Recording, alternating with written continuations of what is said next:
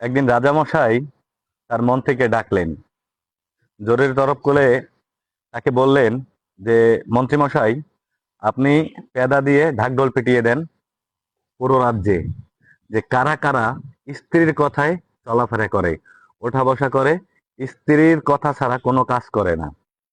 তো এইরকম কথা শোনার পরে মন্ত্রীমশাই জিজ্ঞেস করলেন যে, রাজামশাই, তাদেরকে দিয়ে কি করবেন?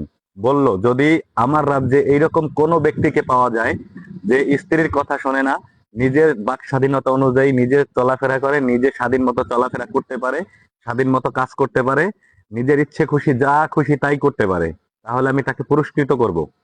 তখন রাজামশার কথা শুনে তার মন্ত্রীমশাই পেয়াদাদের ডাকলেন এবং বললেন যে, ঢাকঢোল পিটিয়ে দাও, এইভাবে বলো যে, আগামী শুক্রবারে বিকাল ৩টার সময় এই রাজ্যের সমস্ত লোক এই মাঠে উপস্থিত থাকবে।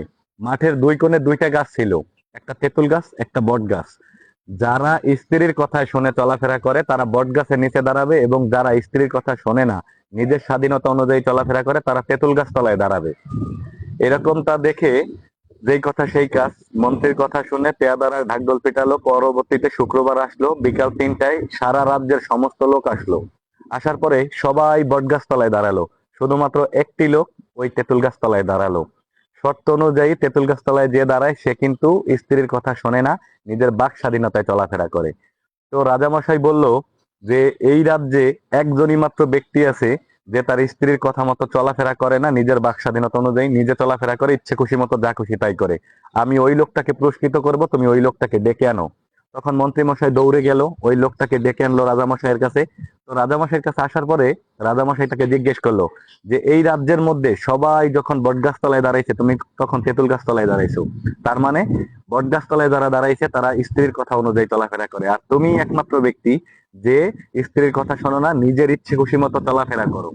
তুমি এই এই যে যে তোমার যে ভিতরের যে শক্তিটা, এটা কিভাবে প্রয়োগ করলা, আর এই জিনিসটা তোমার মধ্যে আসলো কোথা থেকে? তখন রাজামশাইয়ের কথা শুনে ওই ব্যক্তি হাসলো, হেসে বলল যে, রাজামশাই, আমার স্ত্রী আমাকে বলেছে যে, যেই জায়গায় বেশি লোকজন দেখবা তুমি ওই জায়গায় দাঁড়াবা না।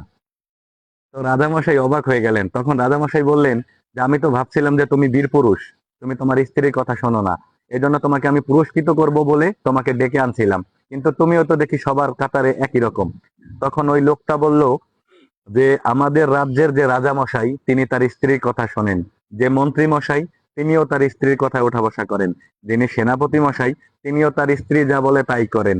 এরকম যারা আছে পেয়াদা থেকে শুরু করে রাজা পর্যন্ত সবাই স্ত্রীর কথাই শোনে।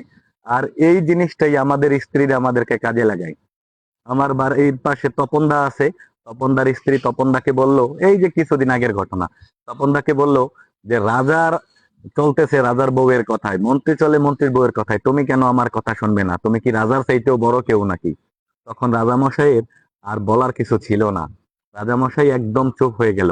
এই ভিডিওটা থেকে শিক্ষা, যদি উপরের মহলের কেউ দুর্নীতি করে, অন্যায় করে, অপরাধ করে, অথবা অন্যায়ের সঙ্গ দেয়, অথবা অপকর্মের সাথে জড়িত থাকে, তখন নিচু পর্যায়ের মানুষ তাকে আইডল হিসাবে মনে করে সেই অপকর্মটাকে বৈধ মনে করে।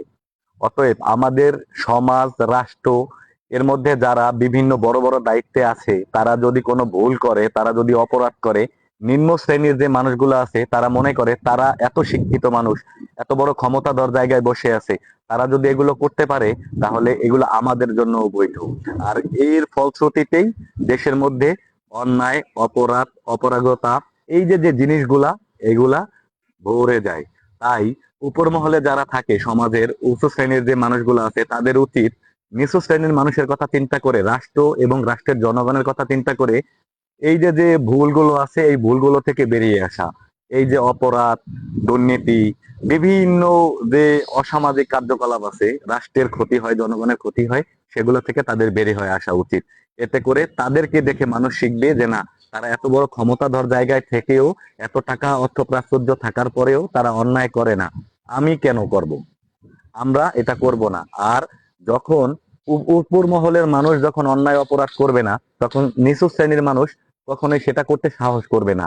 যে আমি যদি এই অপরাধ করি তাহলে আমার মৃত্যুদণ্ড হবে, আমি যদি এই অন্যায় করি তাহলে আমার জেল খাটতে হবে, এরকম ইত্যাদি ইত্যাদি নানান কারণে তারা ভয়ে ভয় ভয় পেয়ে তারা হচ্ছে এই ভুলগুলো থেকে, অপরাধ থেকে সরে আসবে।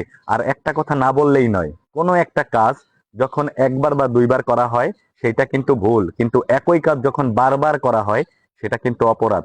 আর অপরাধের জন্য অবশ্যই শাস্তির বিধান রয়েছে। তো ভালো থাকবেন। আর এরকম ভিডিও পেতে অবশ্যই চ্যানেলটি ফলো দিয়ে রাখবেন। আর ইউটিউব চ্যানেলে অবশ্যই সাবস্ক্রাইব করে ভিডিওটা বেশি বেশি শেয়ার করবেন, যেন অন্যরা সবাই দেখতে পারে। ভালো থাকবেন। আসসালামু আলাইকুম।